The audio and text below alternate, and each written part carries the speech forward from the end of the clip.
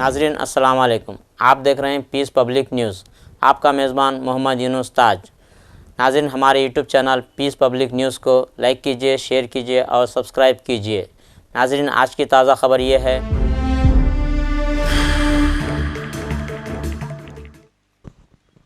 सल्लल्लाहु अलैहि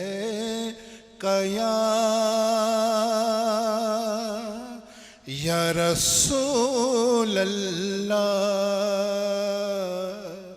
वसल्लम अलैका या हबीब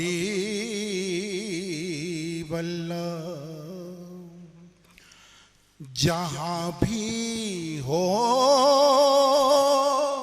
वहीं से दो सदा,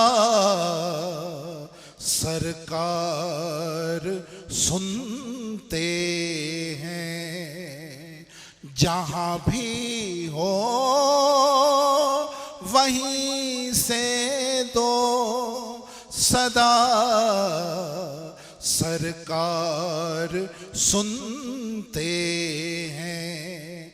सरे आई